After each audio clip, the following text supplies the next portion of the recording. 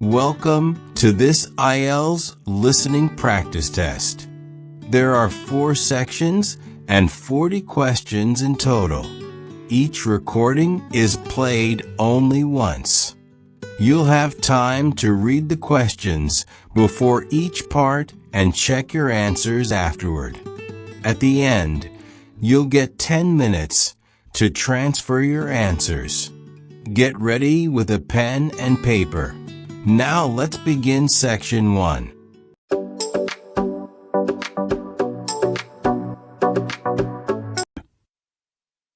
Instructions. You are going to hear a number of different recordings, and you will have to answer questions on what you hear. There will be time for you to read the instructions and questions, and you will have a chance to check your work. All the recordings will be played once only. The test is in 4 sections. At the end of the real test, you will be given 10 minutes to transfer your answers to the answer sheet. Now, turn to section 1. Section 1. You will hear a conversation between a clerk and a tourist about a short trip.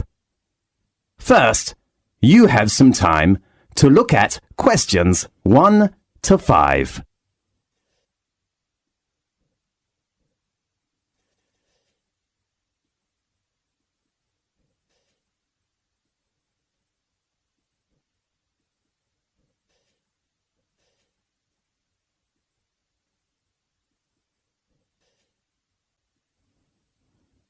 You will see there is an example that has been done for you. On this occasion only, the conversation relating to this will be played first. Good morning, wonderful travel agency. How can I help you? Good morning. I'd like to know about the information about your short trip. What's the name of the trip? Magic One Day. Right. Could you introduce me to the tour? Of course. The name of the trip is Magic One Day. So, Magic One Day has been written in the space. Now, we shall begin.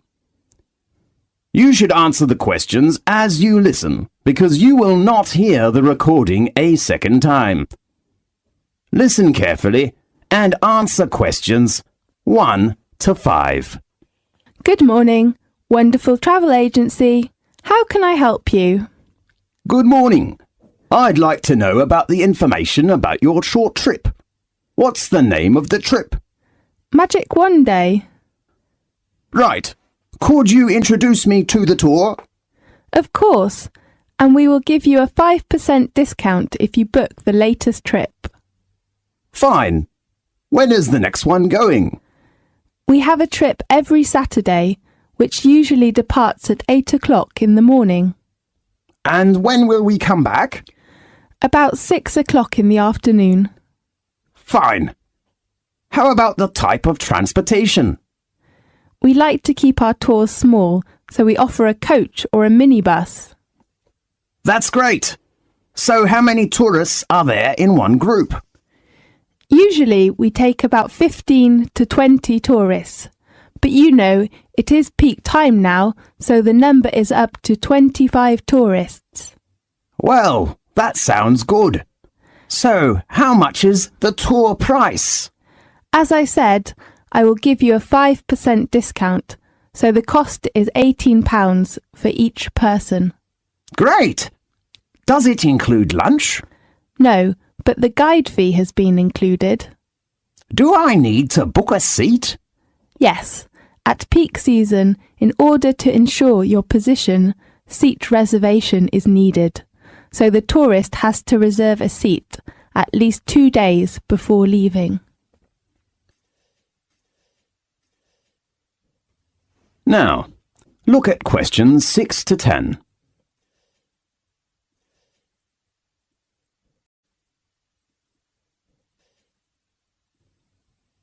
Now, Listen to the tape and answer the questions 6 to 10. OK, and how about the deposit? You don't need to pay any fees in advance. Fine. How about payment? Cash or credit card? Because we collect money just before departing, the only payment we accept is cash. Fine. I see. That's okay. And let me confirm you with your customer reference number. Fine. That is FC864. Right, I'll write it down. How about other things do you want to know? Yes. I'd like to know what attractions we will visit during the tour. Well, let me check the time schedule. We will start at 8 o'clock and will arrive at Edinburgh about 10 o'clock. The first resort we will visit is Old Castles, the most famous Scottish castles. It is the home of the Scottish crown jewels, the oldest royal regalia in Britain. Well, may I take photos? Of course. I heard that the City Hall is a good place. Will we go there? The next tour does not include that place. OK. And then we will go on to St. Giles's Cathedral, with 1,000 years of history. It is renowned for its stained glass, regal organ and beautiful thistle chapel. Great. Is it near to the zoo? Yes. After lunch you will visit Royal Palace. It is a good place to know about royal family's life, but it has a rule with no photo. Right. But you can pick some souvenirs in the local handicraft shops close to the palace. Great. And about 4 o'clock we will get to the Seabird Centre. Do you mean the aquarium? No, they are different places. OK. Does it have an animal performance? Sure, you can appreciate the play of dolphin and sea lion. It sounds good. About 6 o'clock we will return. If you need other information, please read our tour booklet. Fine. Thank you very much. You're welcome.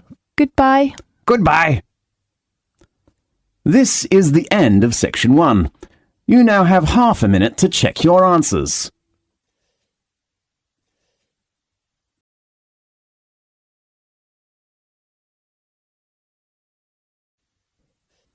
Now, turn to section 2.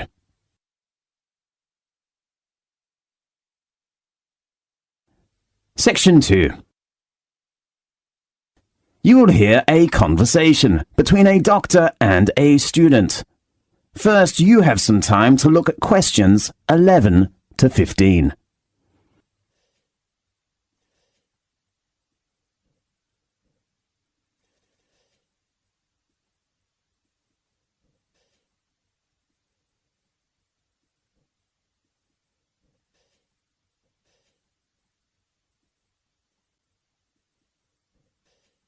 Now, listen carefully and answer questions 11 to 15. Good afternoon, Doctor. May I come in? Yes, come in. I'm a freshman in the university and I don't feel very good. OK, sit down, please. I need to record some basic details about you first. Fine. What's your full name? Mary Nixon. Is your surname spelt Nixon? That's right. Well, Mary, what's your major? I'm studying art. A good choice. Tell me your registered number. Registered number? Sorry, I'm not sure. Maybe... Did you bring your union card or library card? Yes, I brought it. OK, well, tell me the number on your card. It is MN0918. And your birthday? I was born on November 20th, 1987. Where are you from? I come from New York. Oh, we are from the same city. Really? Yes. Where do you live? Campus accommodation? Actually, I will move out from campus flat tomorrow. I rent a house in North West with 3 friends. Fine. Tell me your present address. It is 17th King Street. Okay, and your contact number? 367-8259. Right, now let's get some of your medical background. Okay. Have you ever had any serious illnesses or accidents? I got gastritis when I was in middle school. Did you have an operation? No, I just took medicine and had some injections. Anything else? No, nothing. Now, look at questions 16 to 20.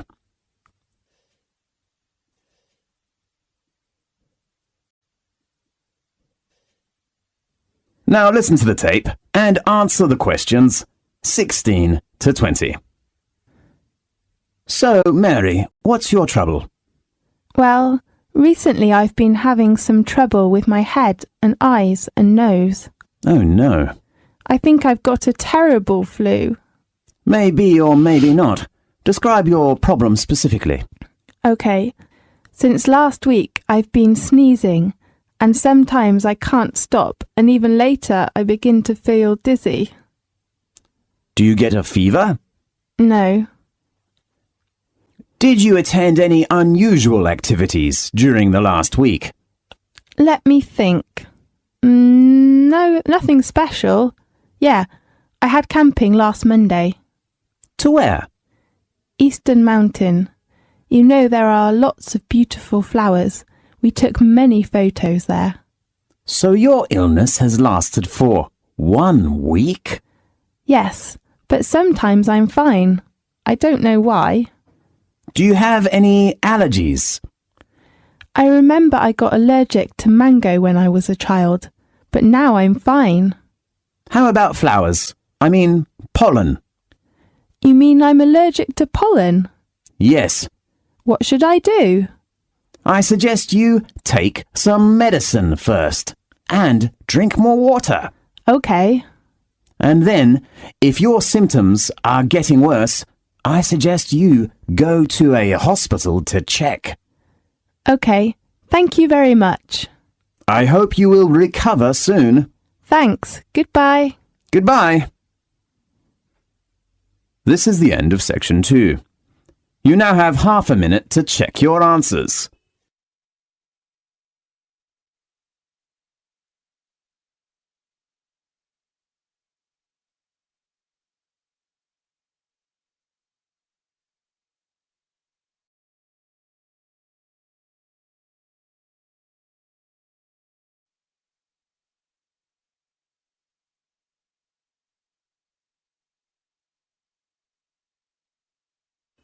Now, turn to section 3.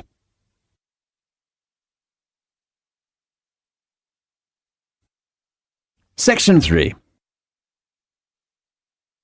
You will hear a conversation between a new student and a lecturer.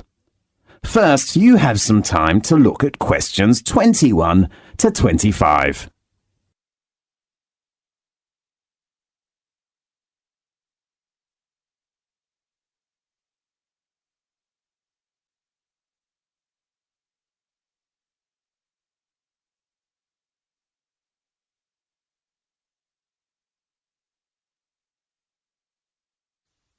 Now listen carefully and answer questions 21 to 25.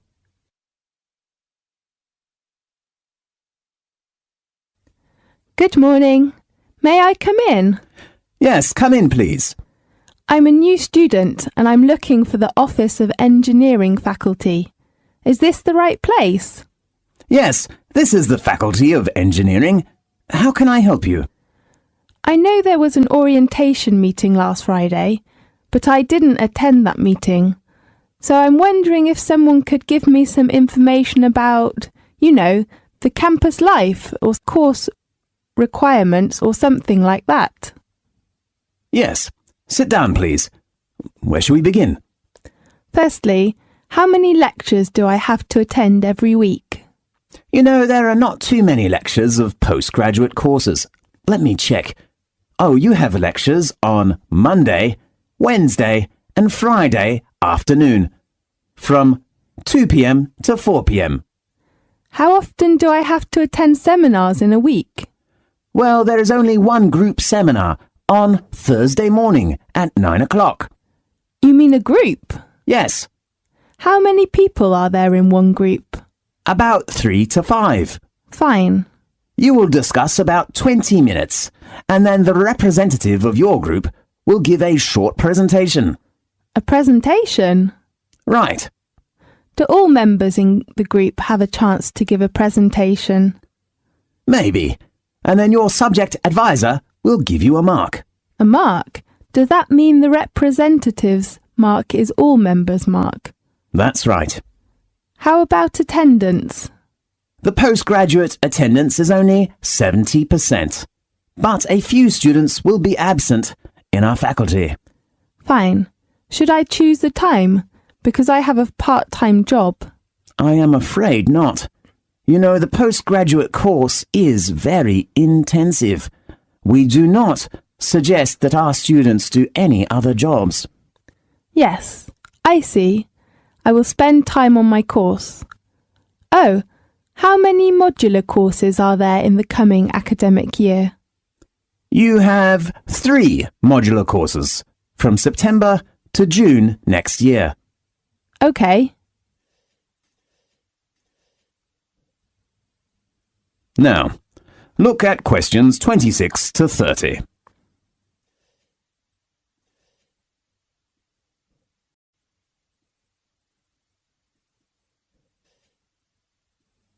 Now, listen carefully and answer questions 26 to 30.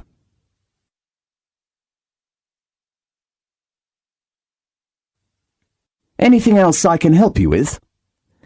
I'd like to know some information about the course assessment. Well, beside presentation, you will have an exam at the end of the term. An exam? What type of exam?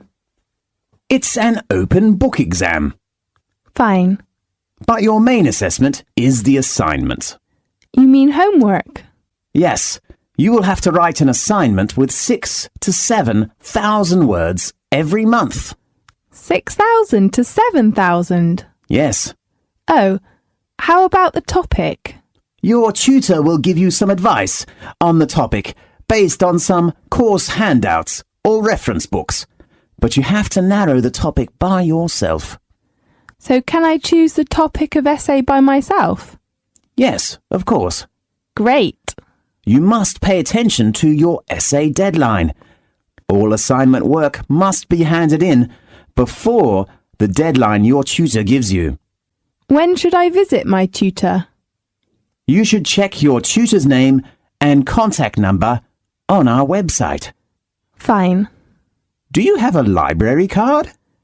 No, I have not applied for one. I think you should register for a library card first, because you need it when you borrow reference books from the library. Okay, I will apply for one tomorrow morning. Anything else? The last thing is, how can I get my username and password for our university's website? First, you should go to the computer centre to register, and then they will give you a username and password. That's fine. Thanks for your introduction. You are welcome. See you later. See you. This is the end of section 3. You now have half a minute to check your answers.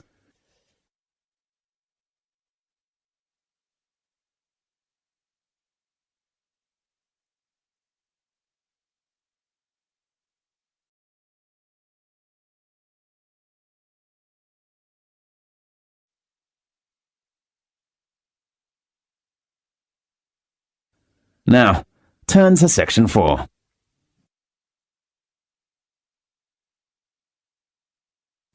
Section 4. You will hear a lecture about an animal living in South America. First, you have some time to look at questions 31 to 40.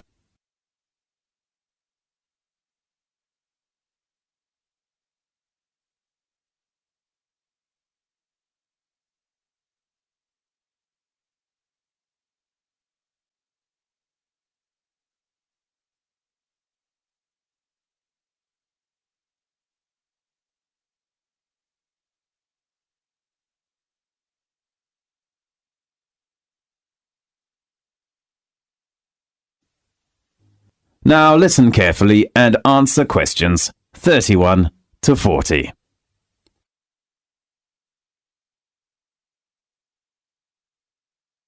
Welcome to Magic Animal Time. Today I'd like to give you an introduction to a magic animal called sloth. Native to Central and South American rainforests, the sloth is the slowest animal on Earth. It needs 12 seconds to finish one step, even slower than a tortoise. Algae grows on its brown furry back because of its inactive lifestyle. Even the fur of sloths is adapted to their lifestyle. Sloths usually hang upside down, so their stiff, wiry fur grows differently from the coats of most mammals. Horses' hair, for example, grows from the back, so rainwater will run off. Below this tough top layer, a dense downy layer of hair provides additional protection from pesky insects. The greenish cast of the sloth's shaggy fur is caused by symbiotic algae that grow in grooves running along the length of each of the mammal's outer hairs. The sloth hosts the algae, and the algae return the favor by providing nutrition that the sloth either ingests by licking its fur or absorbs through the skin. The grayish-green color makes the sloth look just like a clump of dry leaves hanging from a branch. The perfect jungle camouflage. And the longer a sloth lives, the greener it gets. Sloths have a short and flat head, a snout that is short in length, big round eyes, long tree-climbing legs, a stubby tail, and small ears, and though some have called them ugly, they have the cutest face that looks like they're always smiling, just like a koala in Australia. Sloths spend most of the day sleeping. Curling up in a tree notch or hanging from a branch with all four legs closed together, their heads tucked between their front legs. People seldom see them much move, even when they are awake. Only at feeding time, sloths move more slowly and carefully, hand over and through the treetops, searching for leaves, fruits, and twigs. They even mate and give birth while suspended from their long, curved claws. Sometimes a sloth will die, hanging upside down from a tree limb, and remain so after death until they decompose or are forcibly removed. Why do sloths have such an unusual lifestyle? It's the strategy they evolved to survive as tree-dwelling plant eaters in a place with many predators. Most domestic herbivores, such as cattle, horse, and sheep, graze all day long. Because they feed on nutrient-poor vegetation, they must eat almost constantly. Sloths are also classified as herbivores, and their diets are also low in nutrition. But rather than munching all day long, they have become masters at conserving energy.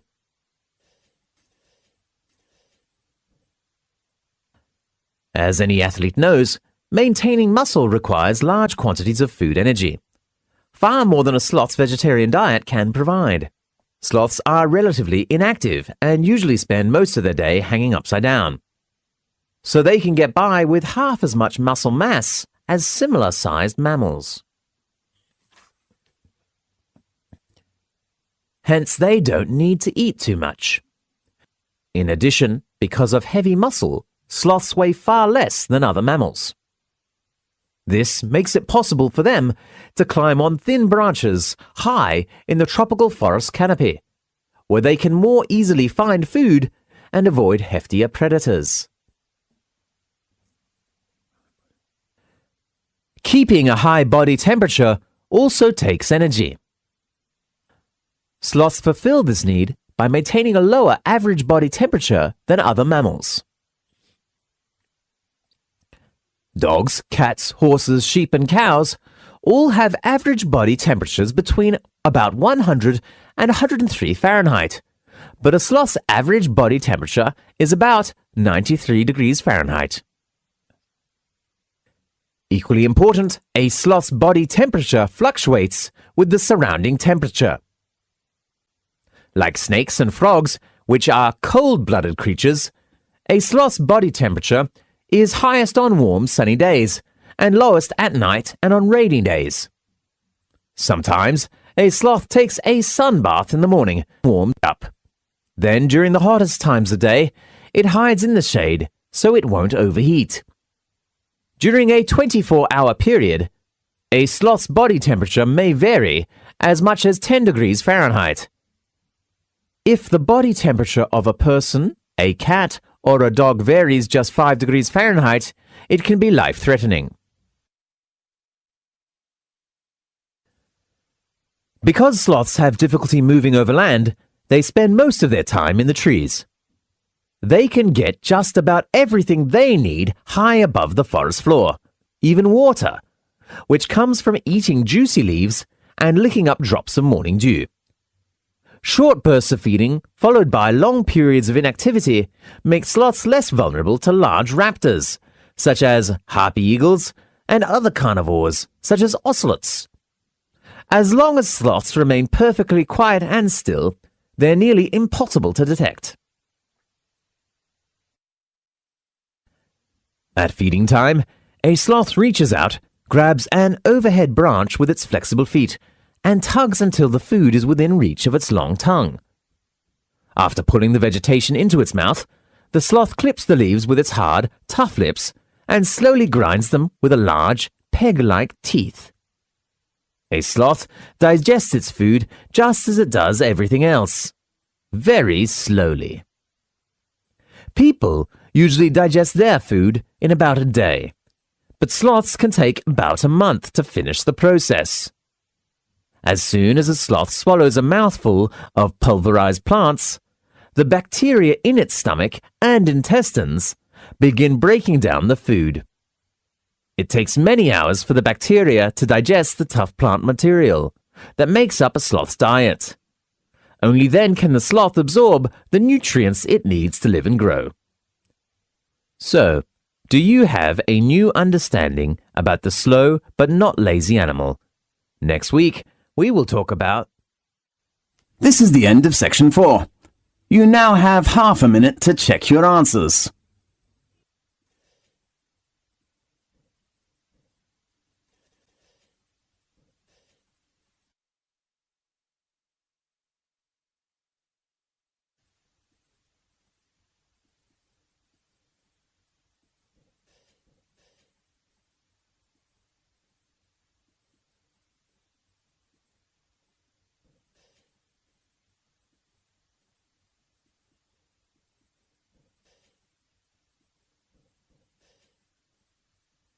This is the end of the listening test.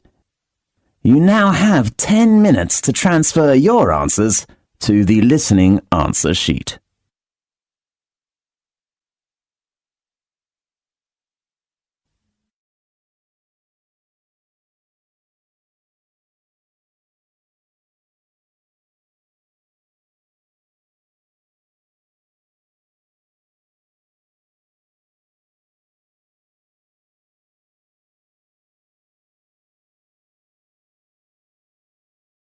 That is the end of the listening section. You now have 2 minutes to review your answers before the test automatically moves on to the next section. Please take this time to check your answers carefully. Make sure all your responses are recorded in the correct places, and review your spelling, grammar, and formatting. Once the time is up, the system will take you directly to the reading section. Please remain seated and stay focused. The next section will begin shortly.